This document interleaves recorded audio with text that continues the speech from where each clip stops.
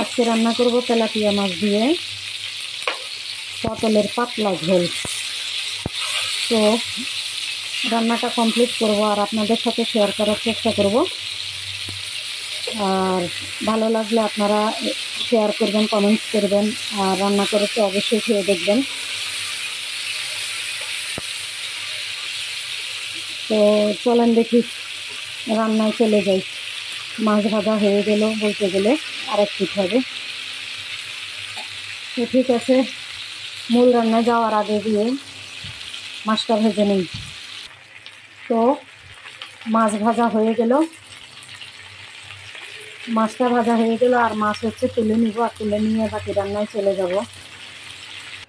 তো মাছ ভাজা হয়ে গেল আর হচ্ছে গিয়ে এখন তেলের মধ্যে পেঁয়াজ কুচি দিয়ে দিব, একটুখানি ভেজে নিয়ে তারপরে আমি মশলা অ্যাড করব। আর এইটা রান্না করব হলো পাতলা ঝোল। পটল কেটে নিয়েছি, পটলের পাতলা ঝোল। এটা এত মজা, আলহামদুলিল্লাহ। আসলে সত্যি কথা বলতে কি, সাধারণ খাবারগুলো আমার কাছে খুব মজা লাগে, জানি না আপনাদের কাছে কেমন লাগে। আর আমি মনে করি মাংস প্রতিদিন মানে আপনাদের কাছে কতটা ভালো লাগে আমি জানি না, আমার কাছে তো একদমই ভালো লাগে না। আমি যতটা অ্যাভয়েড করতে পারি ততটাই আমার কাছে ভালো লাগে। তো আমি এক এক করে সব রকম মশলা একটুখানি দিয়ে দিব। সামান্য হাফ চামচের মতো দিয়ে দিলাম হলুদ, একটুখানি জিরা গুঁড়া। মাছ যেহেতু দিচ্ছি এই জন্য সামান্য একটু জিরা গুঁড়া দিয়ে দিচ্ছি হাফ চামচের মতো। এখানে হাফ চামচের মতো দিয়ে দিব ধনিয়ার গুঁড়া। এখানে মরিচের গুঁড়া দিয়ে দিব হাফ চামচ।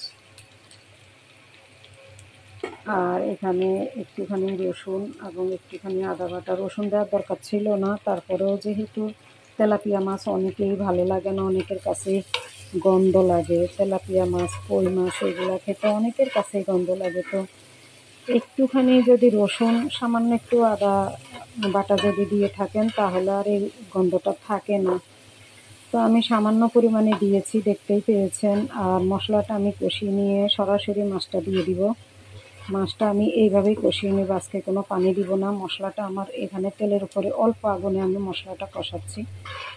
তো এই রান্নাটা এইভাবে করার চেষ্টা করবেন আর খেয়ে দেখবেন, অনুরোধ রইল। কতটা মজার একটা সাধারণ খাবার কতটা টেস্টি হতে পারে। তো আমি একটু দেখতেই পেয়েছেন আমি কতটুকু ভেজেছি। আর এখন আমি মাছগুলো সব এক এক করে দিয়ে দিব, আর মাছটাও আমি এইভাবেই কষিয়ে নেব। মাছ কষানোর পরে সামান্য একটু ঝোল দিয়ে দিয়েছিলাম, তো এখনও কিন্তু কষানো শেষ হয়নি। আর মাছটা এখানে খুব ভালোভাবে কষাবো আমি, কারণ আমি আজকে কোনো পটল যে দিব, পটলটা আমি কিন্তু কষাবো না। এখানে আমার মাছই ভালোভাবে কষাইতে হবে। আর রান্নাটা দেখতে থাকেন।